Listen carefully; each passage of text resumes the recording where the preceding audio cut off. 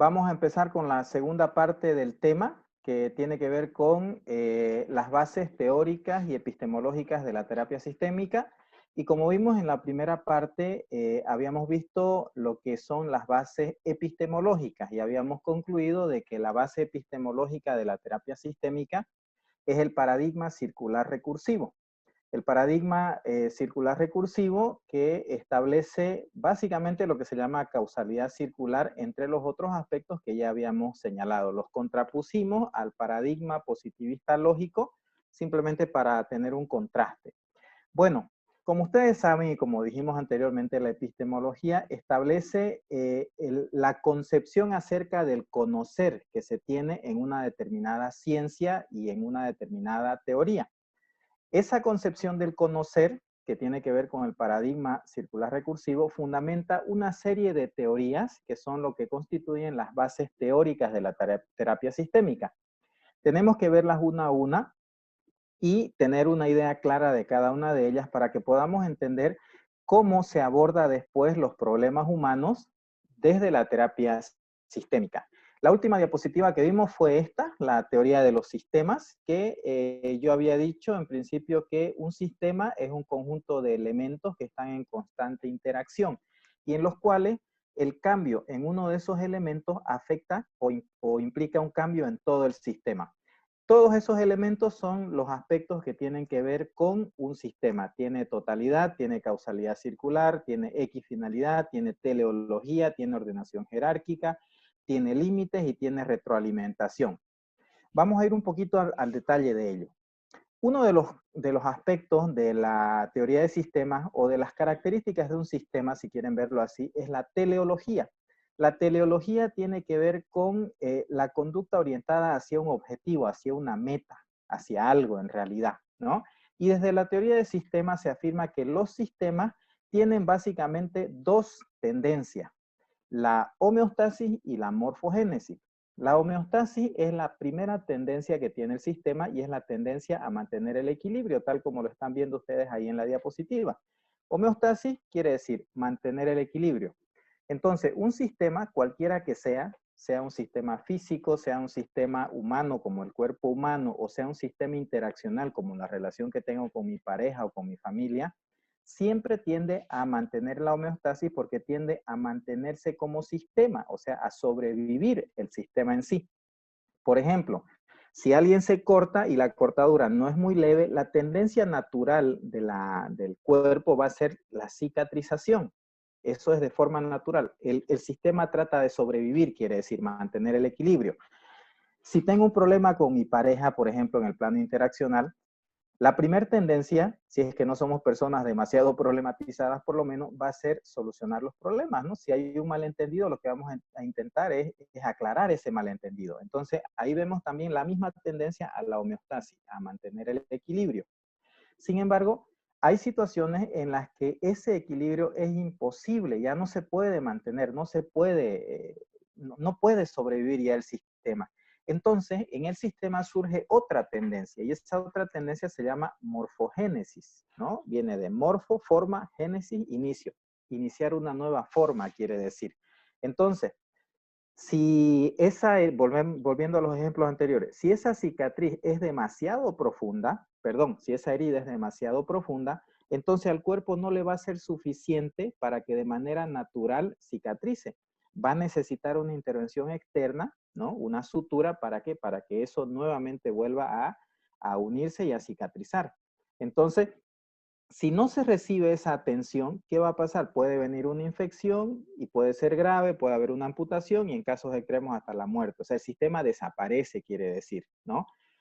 No se puede mantener la homeostasis.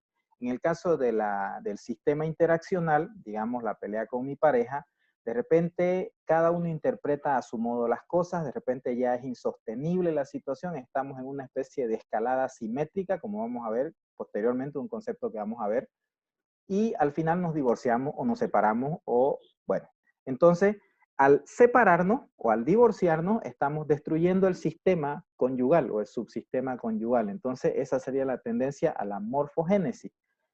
Una de las características entonces es esa, la teleología, que tiene que ver con dos tendencias básicas que tienen todos los sistemas: sistemas físicos, sistemas biológicos, sistemas humanos, sistemas interaccionales. La homeostasis o la tendencia al equilibrio, y la morfogénesis o la tendencia al cambio. En terapia, por si acaso, según el caso, se va a mantener la homeostasis o según el caso se va a buscar la morfogénesis. Otro concepto importante o característica de la teoría de sistemas o de los sistemas es lo que se llama equifinalidad. La equifinalidad tiene una idea básica, y esa idea básica es que el estado final no depende de los estados iniciales. O sea, diversos estados iniciales pueden generar el mismo estado final. Sucede que los sistemas, en este momento, para manifestarse de una determinada manera, dependen de la propia organización del sistema en este momento, no de los estados iniciales. Entonces, este concepto es muy importante. Miren ustedes la gráfica. Hay una condición inicial A, hay una condición inicial B, hay una condición inicial C. Cualquiera de esas puede dar lugar, o la suma de esas o la interacción de esas puede dar lugar a un estado final. Entonces, la idea básica de la equifinalidad es que los estados iniciales pueden tener diversos finales, ¿no? Y el estado final pudo tener diversos estados iniciales. Vamos a verlo un poco más en detalle.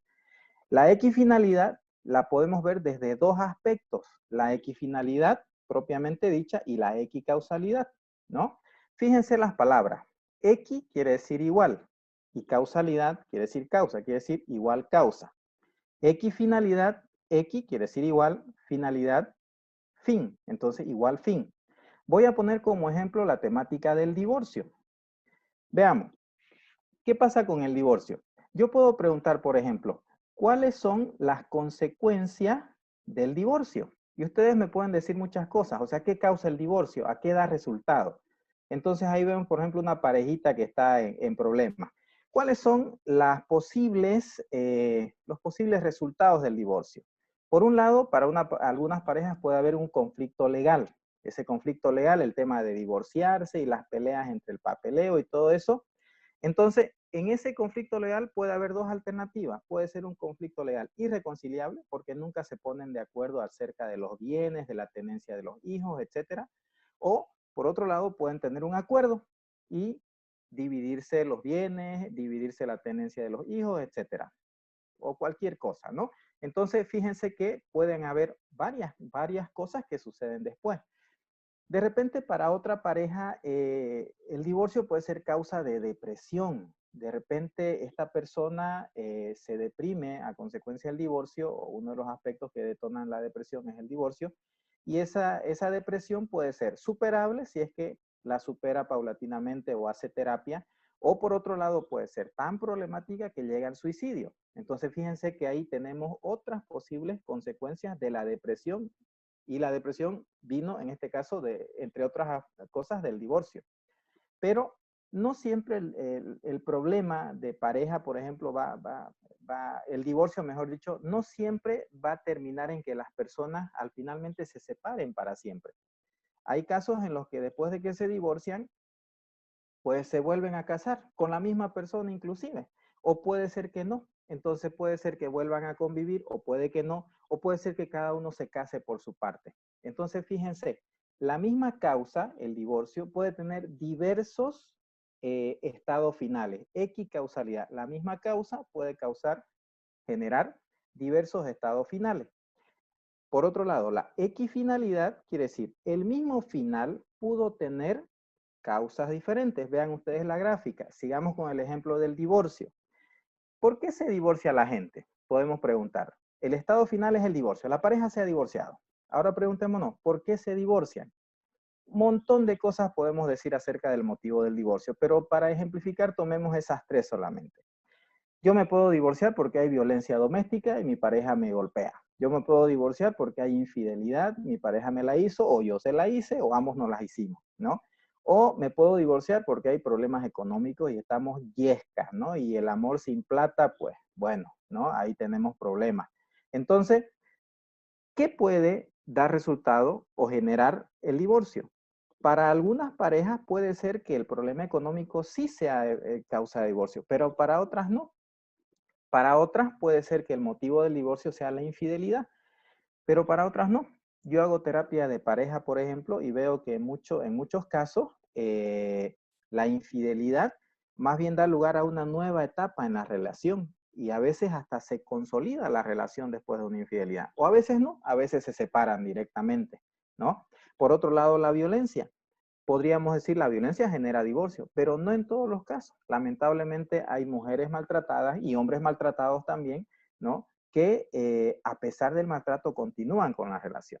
Entonces, en resumen, ¿qué quiere decir esto de equifinalidad? Quiere decir que el estado final no depende de los estados iniciales.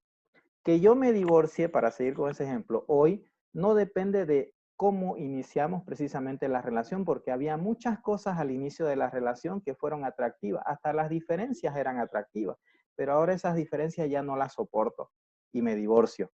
¿Qué quiere decir? El divorcio que yo puedo tener ahora, estado final, no depende de los estados iniciales, cómo conocí a mi pareja, qué características me gustaron o no, sino del funcionamiento actual de la pareja. De eso depende, del funcionamiento del sistema. Esa es la idea de este concepto de equifinalidad. Ya se darán cuenta ustedes de que si consideramos la equifinalidad, no tiene mucho sentido pensar en el pasado. El pasado tiene una importancia histórica solamente y podemos entender de repente parte de lo que somos por el pasado, pero el pasado no mantiene lo que yo soy hoy. Si pongo otro ejemplo, de repente yo estudié en el peor colegio de Santa Cruz, pero eso no determina necesariamente que mi rendimiento en la universidad sea pésimo. Que mi rendimiento hoy sea pésimo depende de lo que yo hoy hago. Depende de que no estudio, de que no tome apuntes, de que llego tarde a clases, etc. El funcionamiento del sistema en este momento, este estado final, para que cambie, depende de lo que sucede en este mismo estado, en cómo funciona el sistema en este momento. ¿Ok? Ahí lo tenemos un poco más resumido. La organización actual del sistema no depende de las condiciones iniciales. O sea, que yo tenga una infancia desdichada no necesariamente tiene que determinar o va a determinar que yo sea un depresivo, un desdichado, etc. Se pasa del por qué, de preguntar las causas, ¿no? Al para qué. O sea, cómo se autoorganiza el sistema, cómo interactuamos con las demás personas en este caso. Idénticos resultados pueden tener orígenes distintos. ¿Ok? Bueno, eso en resumen. Eh, eso en cuanto a las características del el doble vínculo, porque, a ver, voy a hablar un poquito, porque estas otras ya las hemos visto, ¿no? La causalidad circular, les he explicado cuando hablamos de la epistemología circular recursivo, la equifinalidad, la teleología, homeostasis, morfogénesis, ordenación jerárquica quiere decir, como decíamos antes, que los sistemas se van relacionando entre sí, ¿no? Límite, cómo se intercambia la comunicación entre los sistemas, y la retroalimentación quiere decir que la interacción entre los elementos de cada sistema influye en los subsistemas. O sea, por ejemplo, la conducta de mi pareja influye en mi conducta y viceversa. ¿Ok? Bueno, ahora vamos a pasar a otra teoría, que es la teoría del doble vínculo. Esta teoría fue desarrollada por Bateson y otros autores. En los años 50, más o menos a mediados de los años 50, Bateson había organizado un equipo de investigación para poder investigar la comunicación. A Bateson le interesaba bastante el tema de la comunicación. Él era un antropólogo. Había estudiado la comunicación en tribus, ¿no? Había investigado la comunicación en animales, había estudiado la comunicación en películas, o sea, le interesaba mucho el tema de la comunicación y armó un equipo para investigar eso. En una de las investigaciones de ese equipo, ¿sí? Trataron de establecer qué relación hay entre la comunicación y la esquizofrenia, porque antiguamente, digo antiguamente porque estamos hablando de los años 50, se creía, o no se sabía más bien, no se conocían todos los aspectos del funcionamiento cerebral involucrados en la esquizofrenia. Sabemos que la esquizofrenia no es un problema psicológico, es un problema psiquiátrico. Sin embargo, en esa época no se sabía eso y se lo asumía como psicológico. Entonces, Bateson y compañía investigaron una serie de personas con esquizofrenia para ver en qué medida la comunicación está involucrada en la esquizofrenia, porque ellos tenían la hipótesis de que una comunicación disfuncional genera esquizofrenia. ¿no? Entonces, empezaron a estudiar, por ejemplo, la relación entre las madres de los hijos que tienen hijos esquizofrénicos y trataron de ver la relación entre la comunicación, mejor dicho, entre estas madres y sus hijos. De ahí surgió el famoso concepto de madre esquizofrenógena, esa madre que lo vuelve esquizofrénico al hijo, ¿no? Entonces, esa teoría se basa en otra teoría, ¿no? Que es la teoría de los tipos lógicos de Russell. Esta teoría de los tipos lógicos, sin entrar en mucho detalle de ello, quiere decir simplemente que cuando nos comunicamos en diferentes niveles de comunicación. Entonces, por ejemplo, ahorita ustedes y yo estamos utilizando un tipo lógico determinado de comunicación, que es el basado en la comunicación docente-estudiante. Y ustedes están actuando según ese tipo de comunicación y yo también estoy actuando según ese tipo de comunicación, porque estoy emitiendo una serie de conocimientos, de contenidos teóricos y ustedes están escuchando esos contenidos teóricos y están asumiendo que es cierto lo que les estoy diciendo. Y están asumiendo que yo sé lo que les estoy diciendo, porque estamos en ese nivel de comunicación.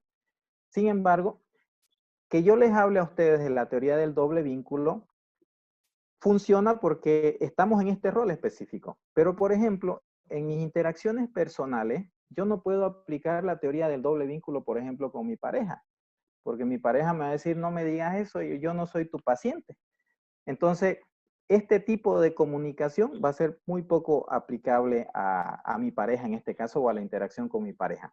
Vamos a verlo un poco más claro más adelante. Estos tipos lógicos establecen discontinuidades de comunicaciones en la vida real.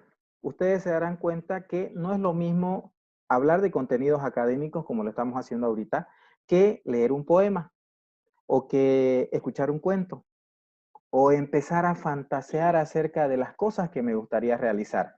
La fantasía, la poesía, el cuento, el chiste, el humor son tipos lógicos de comunicación diferentes. Y cuando nos cuentan un chiste, nosotros asumimos que es un chiste y por eso nos reímos, ¿no? Entonces, ¿por qué? Porque es otro tipo de comunicación. Pero a veces hay problemas cuando a mí me cuentan un chiste y yo no me doy cuenta que es un chiste. Estoy creyendo que es algo serio y en realidad me lo dicen en chiste. Entonces fíjense que ahí hay una contradicción entre niveles de comunicación. Una persona emite la comunicación como que fuera un chiste y la otra persona recibe esa información pero no lo interpreta como que sea un chiste. Bien, esta teoría del doble vínculo tiene que tener ingredientes necesarios, ¿no? Yo les ponía les mencionaba el inicio de la investigación con madre, hijo esquizofrénico. Pero después ellos vieron que esto no se da solamente con los esquizofrénicos, se da en todas las interacciones en realidad, o en casi todas por lo menos. Entonces, el primer ingrediente es que para que exista un doble vínculo, tienen que haber dos o más personas, ¿no? O sea, tiene que haber una relación mínimamente entre dos personas o entre más personas. Estas dos personas tienen que tener una experiencia repetida, o sea, tienen que tener algún tipo de cotidianeidad, ¿no? Por ejemplo, ustedes y yo tenemos ciertamente o en cierta forma experiencias repetidas porque vamos a tener una serie de clases o las estamos teniendo.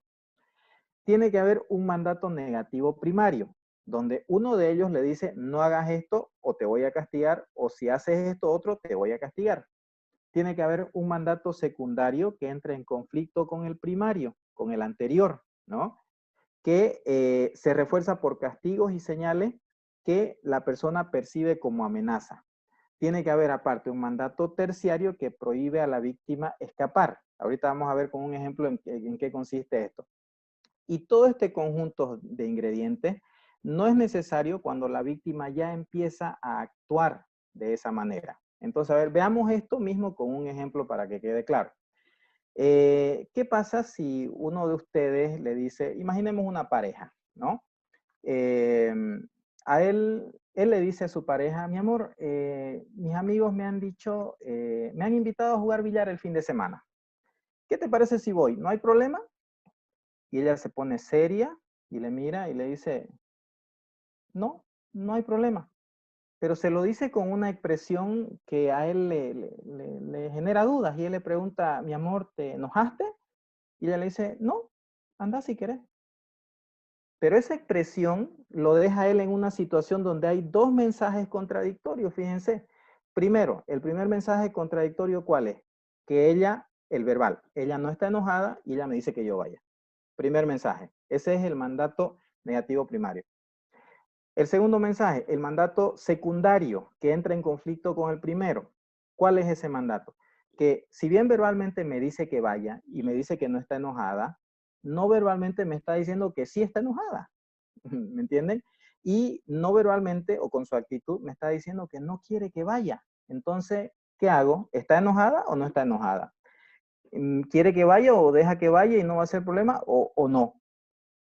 ¿Entienden? Primer mandato negativo primario, segundo mandato que entra en conflicto con el primero, y el mandato negativo terciario que prohíbe a la víctima escapar del campo es el hecho de que es mi pareja, vivo con ella, es mi esposa, o sea, no le puedo decir, no me importa tu opinión porque sé que eso va a ser problemático, ¿no?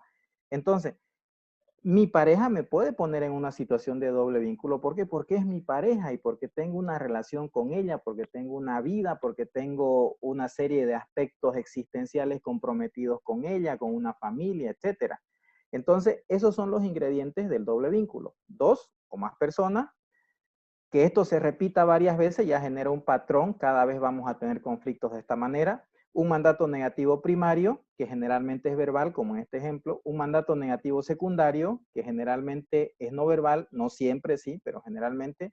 Y un mandato terciario, que es el caracterizado por la relación que yo tengo con esa persona. Como tengo una relación con ella, pues no puedo ignorarlo, ¿no? Entonces, si esto se repite, ella me está poniendo a mí en una situación de doble vínculo. Y yo también después en otros contextos puedo ponerla en una situación de doble vínculo. Entonces, fíjense la importancia de la comunicación y la importancia de las interacciones que hay entre los seres humanos. Por eso, la terapia sistémica pone mucho énfasis en la interacción entre los seres humanos y en la interacción y el cómo influye, mejor dicho, mi conducta en la conducta del otro y viceversa.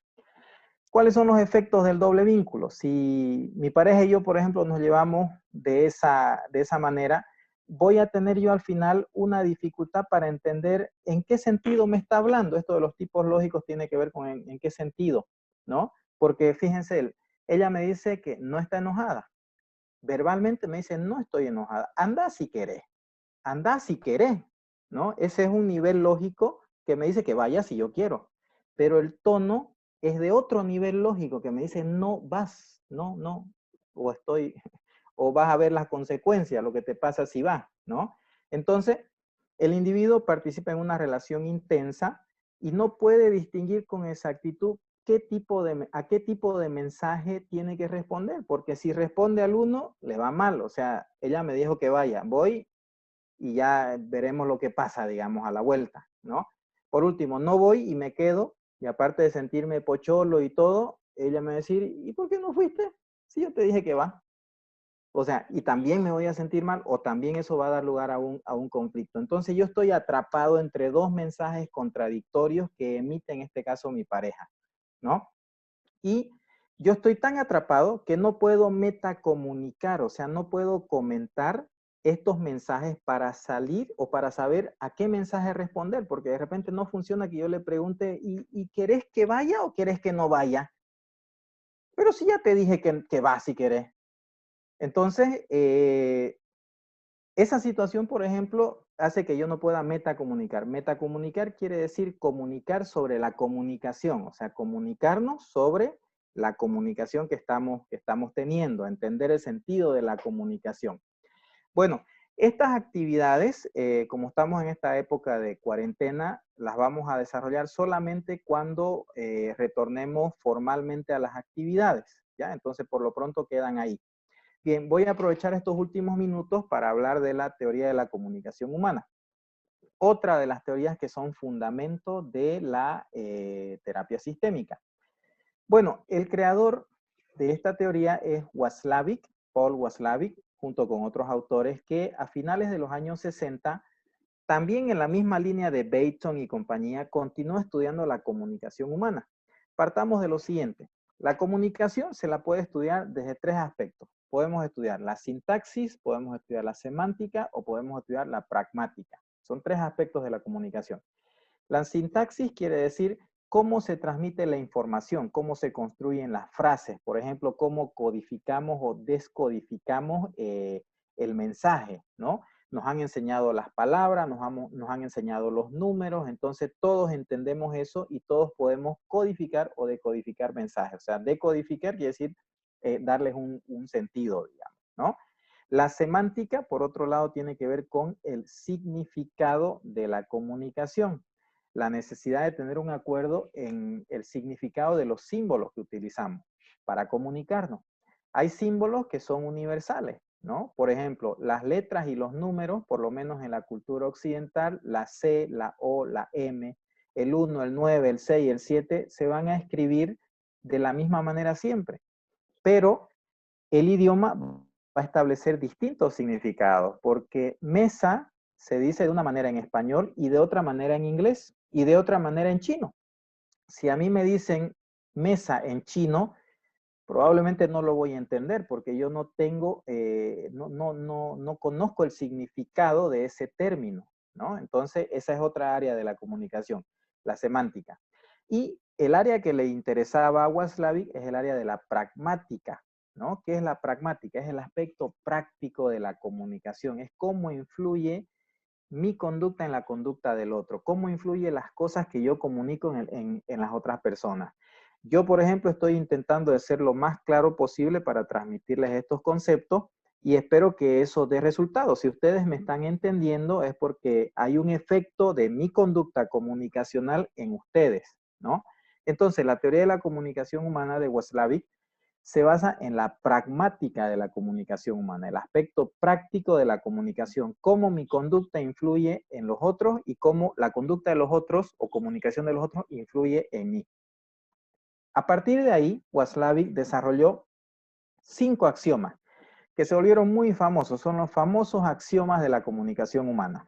¿Qué es un axioma? Un axioma es algo así como una norma, como una regla, como algo que siempre sucede, ¿no? Y el axioma básico de toda comunicación humana, según Waslavic, es el de que es imposible no comunicar, porque es imposible no dar mensaje. Después, otro axioma es que toda comunicación tiene aspectos de contenido y aspectos de relación, que la relación depende de la puntuación de secuencia de hechos, que los intercambios comunicacionales pueden ser simétricos o complementarios y que nos comunicamos de manera digital o de manera analógica. Veamos el axioma número 1. Es imposible no comunicar. ¿Por qué? Porque todo lo que hacemos comunica. Y además, lo que no hacemos también comunica, ¿no? Si de repente yo me callo en esta exposición y no digo nada, ustedes van a pensar que algo pasa y empezarían a elaborar hipótesis de por qué me estoy callando, por qué no digo nada, ¿será que no sabe? ¿Será que se olvidó? ¿Será que se acordó de algo? Entonces, lo que yo hago, aunque me calle, por ejemplo, y deje de hablar, está comunicando. ¿Y por qué? Porque no existe la no conducta. Todo lo que hace un ser humano es conducta. El único que no tiene conducta ya es un cadáver, porque ya está. Y aún así un cadáver comunica, porque en el ámbito forense, por ejemplo, cuando hay un homicidio, un asesinato, el cadáver habla acerca de las causas de la muerte de esa persona. Entonces, no existe es imposible no comunicar porque no existe la no conducta. Todo lo que hacemos o todo lo que no hacemos comunica. Ese es el axioma número 1. Axioma número 2, aspectos de contenido y aspectos de relación. El contenido es lo que se dice y la relación es a quién se lo dice. ¿Qué define lo que vamos a entender? Define la relación, que esa es la metacomunicación. Un ejemplo aquí sería el famoso dolor de cabeza, ¿no? Si mi pareja me dice a mí que le duele la cabeza una noche de estas en las que estoy especialmente romanticón, entonces yo voy a entender no solamente un dolor de cabeza, voy a entender que de repente no quiere tener relaciones sexuales conmigo. Pero si mi pareja le dice que le duele la cabeza al médico en una consulta médica, no creo que el médico piense que mi pareja no quiere tener relaciones sexuales con él. Fíjense, entonces el contenido, lo que se dice es lo mismo, dolor de cabeza.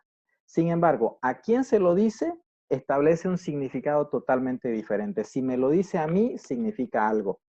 Si se lo dice a un médico, significa otra cosa totalmente diferente.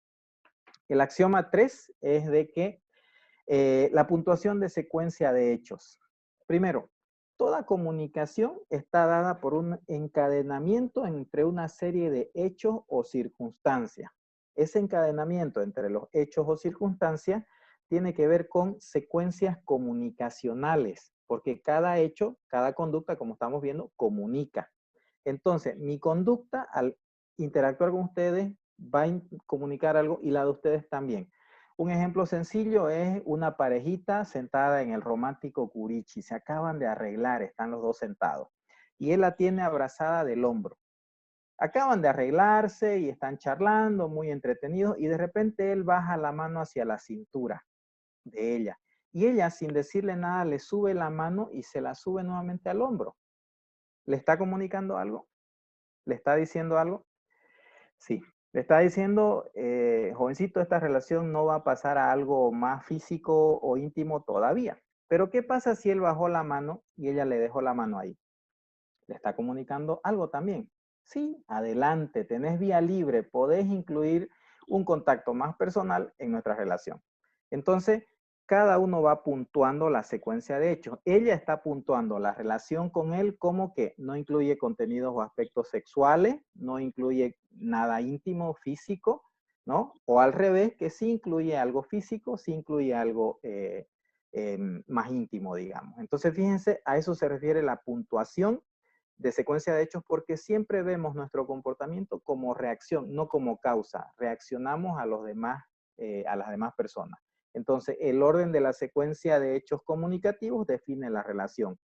Esos mensajes que le da ella sin hablar, con la conducta, por ejemplo, están dándole a él un determinado mensaje. ¿Ok? Bien, aquí lo vamos a dejar porque se nos está acabando el tiempo y en la próxima clase vamos a retomar a vuelo de pájaro estos axiomas y vamos a explicar a profundidad los dos últimos que faltan. Bueno, ha sido un gusto conversar con ustedes y nos vemos la siguiente clase.